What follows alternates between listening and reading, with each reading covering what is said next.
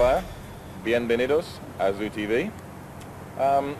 Let's go for a drive in our luxury transport and I'll show you some of the Zooropa setup.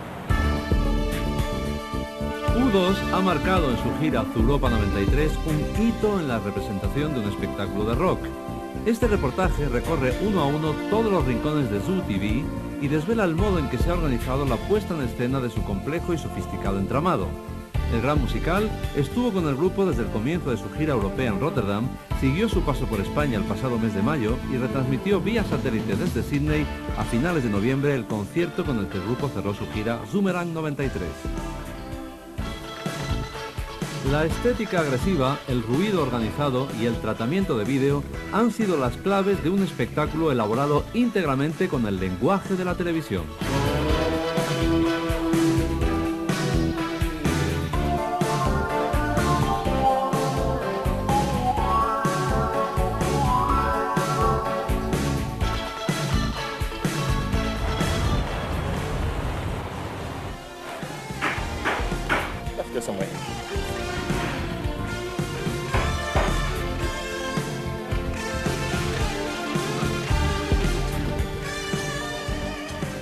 We need about a day and a half to set up.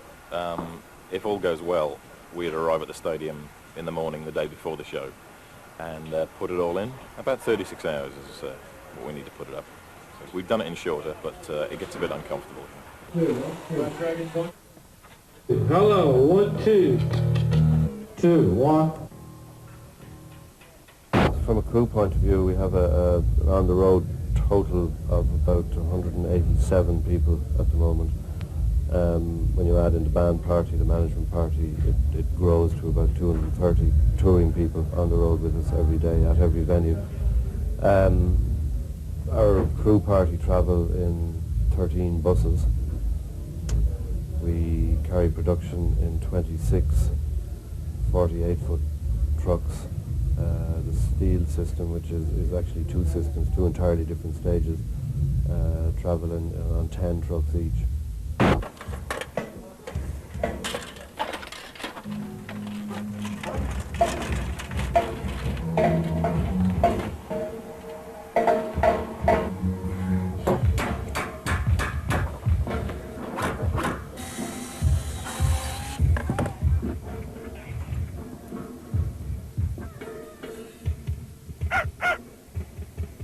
The new video screens we have taken the most time. The walls that we have here are made up of individual cubes, as you can see, and each one of those cubes breaks apart from the rest of it. And they're hung in long columns. Each column is stacked up and built, and gradually gets bigger and bigger and goes up. And then they come together and make the one big screen. But because they're new to us, they've taken the most time this time around. And plus they're very heavy, so that screen weighs 12 tons. So.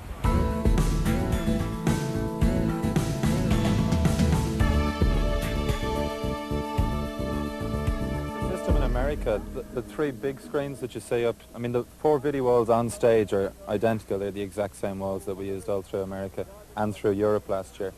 The big screens had to change. In America they were soft screens. It was a back projection system. That was fine in America because in America every time the band went on it was dark. In Europe at best they'll be going on at dusk, so we needed something that was a lot brighter. I think using all the things we have, the TVs, you know, all the shash, all the whatever you want to call it, having all that just helps to deflate the importance of rock and roll. What are we selling? We're selling chaos here at Zoo TV.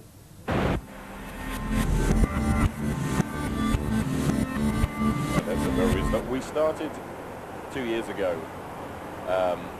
with an idea, with a concept for a show which would be quite different from the way that other rock shows have been. And over the 2 years that idea has grown and developed, and more ideas have come in and more things have been added to it. So there weren't problems really coming outdoors, but it was just a very different setting. In fact, in many ways the show works better outdoors because the show feels so big. When it was indoors you felt like it was straining to get out, you know, you felt like the roof was going to come off the place. Whereas now we're outdoors and it can really spread out.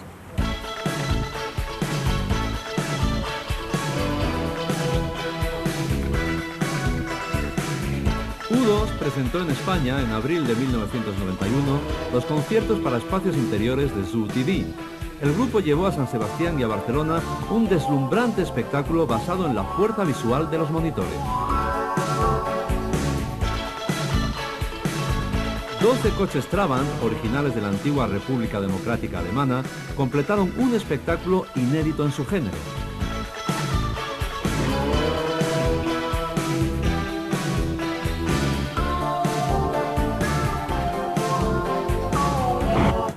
Last year through Europe, we made a sort of a gesture towards translating some of the things, but this time there's a lot more stuff, which is either in a lot of languages or is in the language for the country. So when we get to Spain, there'll be a lot more Spanish in the show than there was last year, which I'm very pleased about because it's, you know, I think with the songs and with the song words, it's okay because everyone knows the songs in English. But I think when you come to a foreign country, just to give them a show in English is kind of a bit rude, really. So we've tried anyway.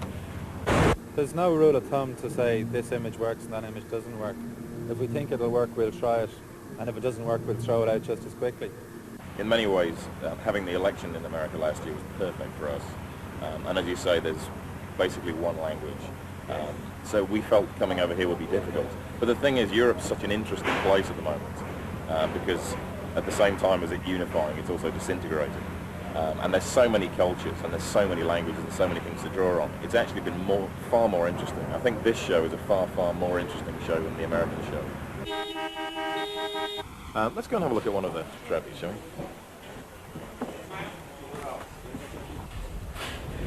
So this is one of the famous trappies. This is our favourite. This is Tigger. As you can see, this is a nice fur-covered number. Here it is in the luxury interior.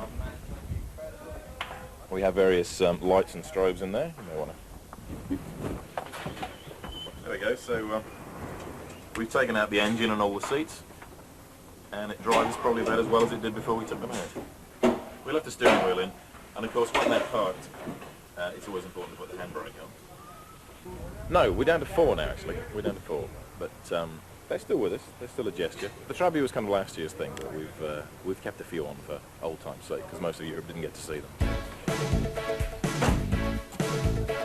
Cuando Zooropa llegó a los grandes estadios, los coches perdieron parte de su anterior protagonismo.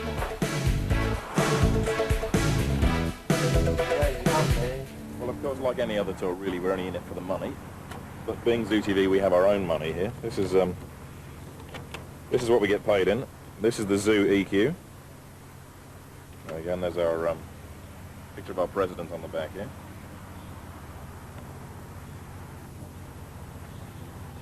This is a fine piece of work. These are the only currency that's acceptable on the tour, right? This is the only thing you can use. When you go and buy dinner and that kind of thing, you have to get these. We get paid in these. And we find it works simpler, really, you know, because there's so many different currencies in Europe. That was kind of inconvenient, so we just printed our own, and it's fine. I actually bought 2 beers at a bar in Rotterdam the other day with one of these, so they do work. Okay.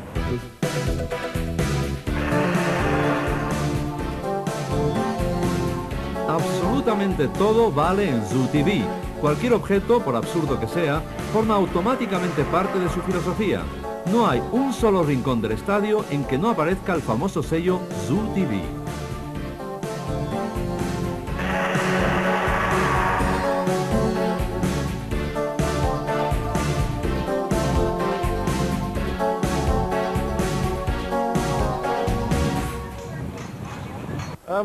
Yeah, well, we like them. This belongs to the Fly.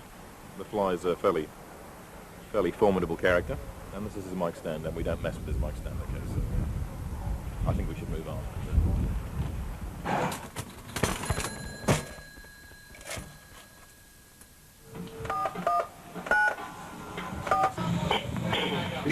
Subjects on me.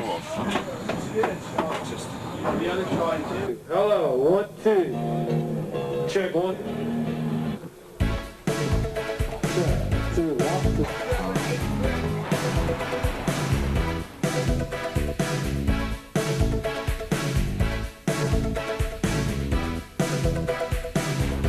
2. Una de las formas más curiosas que tiene el público de interactuar con el grupo es a través del videoconcesionario. Todo el que entra en la cabina es grabado por una cámara de vídeo. Las imágenes más divertidas son luego emitidas por las pantallas gigantes. Okay.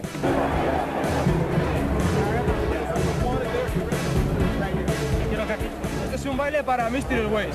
O mejor, YouTube. Entonces, lo mejor que hay. Que vamos a ser muy buenas. No, una tontería. I mean, there's no way to run a Gallup poll as people leave the stadium to say what do you think worked and what do you think didn't work. I mean, you get that feeling yourself from what you see and the way it interacts with the band. And that's the most important thing all the way through anyway. Whatever else this is, it's like another instrument. It's a backdrop to a rock band. La gran diferencia de Zooropa respecto de otros conciertos de rock de estas dimensiones es la espontaneidad. La interacción entre los propios miembros de U2, el público y las pantallas gigantes es tal que cada concierto del grupo se convierte en una experiencia única e irrepetible.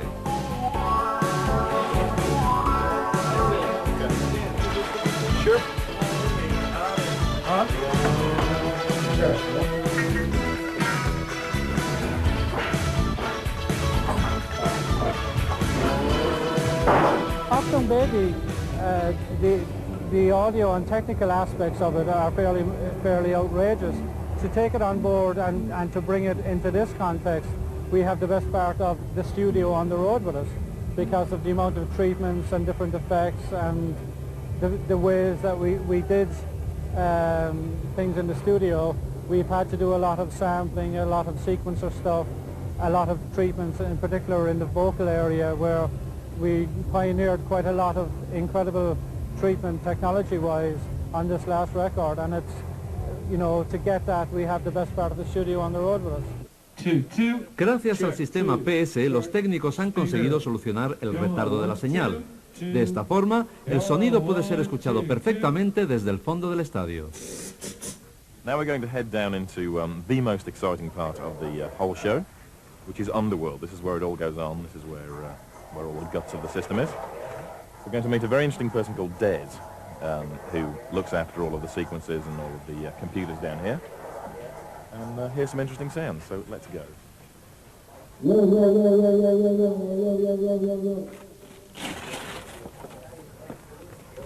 Hello, Des. Sounds and sounds. Wait. How about satellite? Oh, Or is that not a tough one? not linked. Desire? Desire? Yeah. Okay. Desire's good with all No. the gauges, isn't it? Yeah, but I'm in a completely different mode, so it's quite difficult. Yeah. Some of the songs were rearranged slightly for give them a lot more freedom on stage. Nice. Right.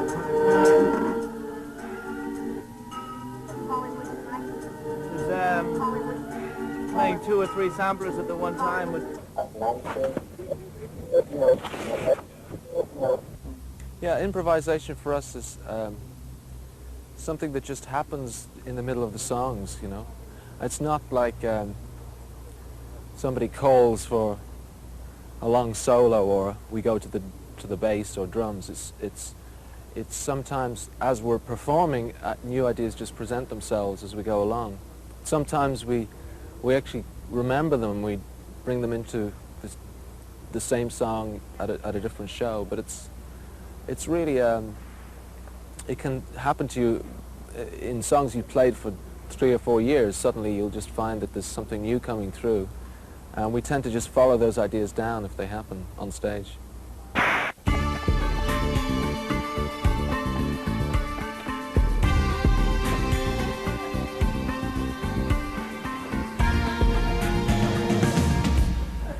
As we feed around about 230 up to 400 people a day for breakfast, lunch and dinner.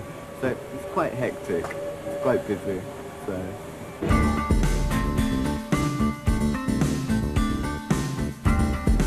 The band tend to eat similar things every day, the same as there's a lot of Irish crew as well.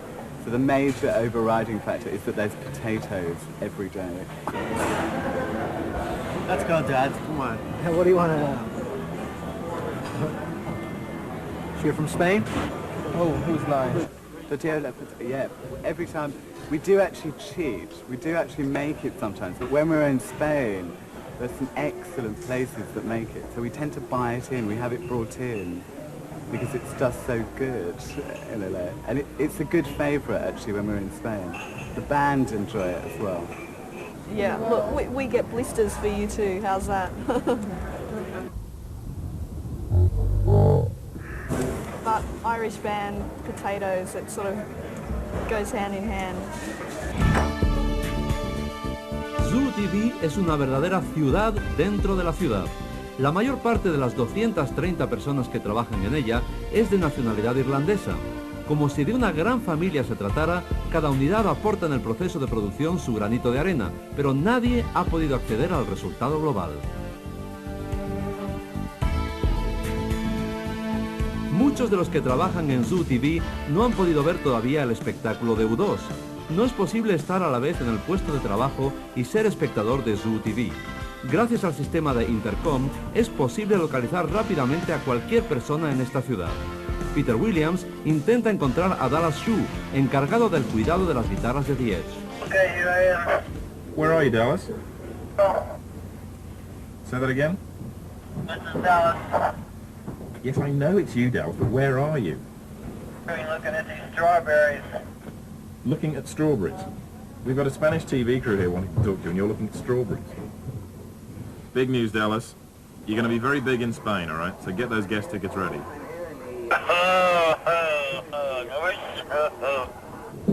What's your favorite thing about Spain, Dallas? My favorite thing about Spain, besides the wine, is their classical guitars, the nylon guitars. They're well made. Well, thank you for that. Thank you very much. That was Dallas Shue. Back to my strawberries now. Yeah, you go back there. That was Dallas Shue, who looks after all of Edge's guitars. We're going to have a look at some. We play completely differently in rehearsal than in front of an audience. It's quite incredible, the adrenaline and as you say, that constant audience band connection makes it, it's like you can't compare. Larry plays differently, plays louder, and all the time there's this constant thing where you're feeling the audience, whether they're with you or not with you. And now we're in the place where all of the Edge's guitars are kept. We're just at the side of the stage, underneath the stage. This is where Dallas works, Dallas Shue. He looks after all of Edge's guitars. Edge has trillions of guitars, and I don't know anything about them, but here they all are. You can see them all here. And yeah, there's lots and lots of them. Quite how one man can use so many guitars in such a short space of time, I don't know. But see, they all have names. This is Black E2 here. This is Black E2, Grey EC. It's a Yamaha 2000. I have no idea what any of this means, but I'm sure it's all terribly interesting for guitar buffs.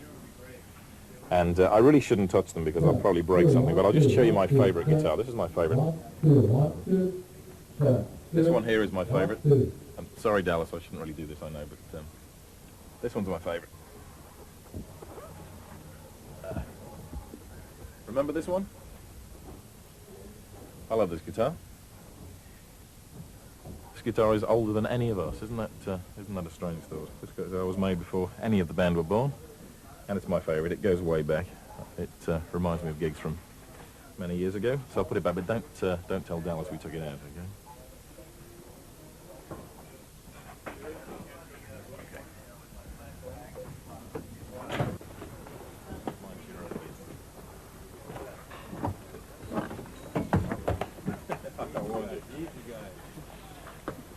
So here we are on stage. These three people here are the linchpin of the road crew. This is Sam O'Sullivan, the drum tech.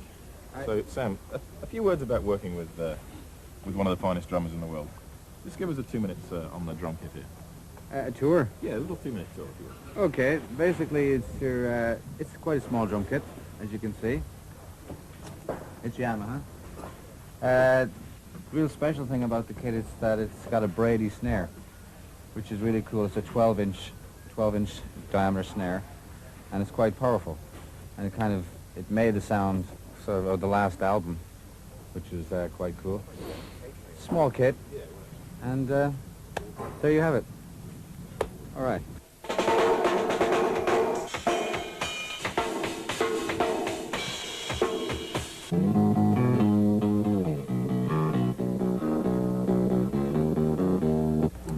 them for just over about a year. Bass guitar I've done for about 5 years with different bands.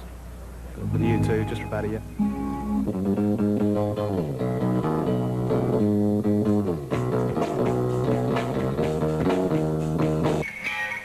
Cada uno de los 4 músicos de U2 tiene un asistente encargado del cuidado de sus instrumentos y de realizar las primeras pruebas de sonido. Ellos son los otros U2.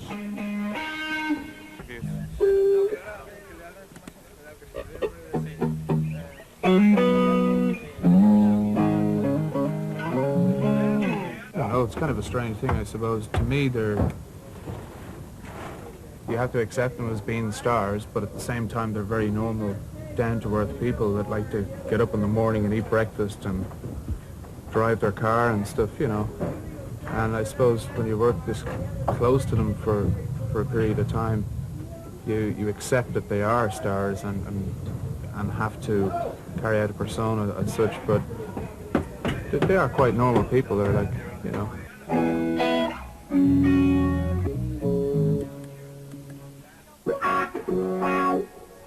Spain, I haven't really been involved in doing too many concerts in Spain, I must admit. The last time I was in Spain was Madrid. I've been in Madrid and Barcelona. I think Madrid was probably the best concert. It was probably in 1987 or 88 in the football stadium. Pretty wild, good audience. This is the Royal Telephone, which we're just sound checking here. Some of the finest sound engineers in the business here. On this very telephone we have called. Presidents have been called, pizzas have been ordered. We even called John Major one day. What do you think about Spain? My favorite thing about Spain, well, one particular bull arena that we played at was really interesting. The old, the buildings, and just the lifestyle of people in general. Everything. Of course, the great beer they have, and you know. Next week, next week we'll be there in Spain.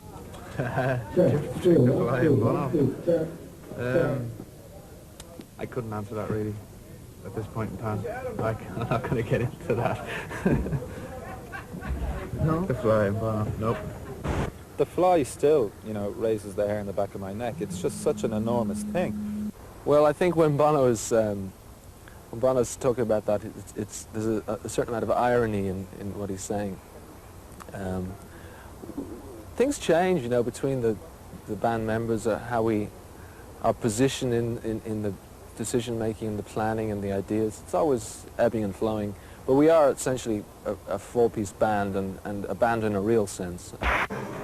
Este es el camerino que ha utilizado Bono para caracterizarse como Macfisto.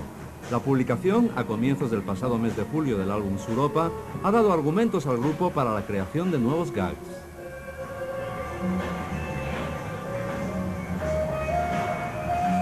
The spontaneity bit comes in that we're going to change pretty much every image. The first show is on Sunday. If somebody goes to the first show and the last show and they see the same image twice, they should just yell snap, because we will be changing these things all the way through. On top of that, the band are still very much in control. They decide, like, a lot of the stuff will be fired in off their sequences. I think still my favourite piece is when the band are just in the middle of the stadium. You know, there's no effects, no video, no nothing. It's just the four of them in the little stage in the middle of the arena. And the thing that's great about that is when you have a show that's this excessive, you almost have to prove that you don't need the technology. Because at the end of the day, they can still go out there and play. Just the four of them can go out there and play, and it's still great. And it just proves that all this stuff isn't here because they need it. It's not here to prop them up, you know. It's just here because they want it. You know? I don't know what ZTV is, so I guess it must be art. U2 ha roto barreras y ha marcado un hito en el futuro de las macrorepresentaciones en directo. Cuando dentro de 30 años recordemos cómo fueron los 90, pensaremos en U2 igual que pensamos en los Beatles o en los Stones cuando recordamos los 60.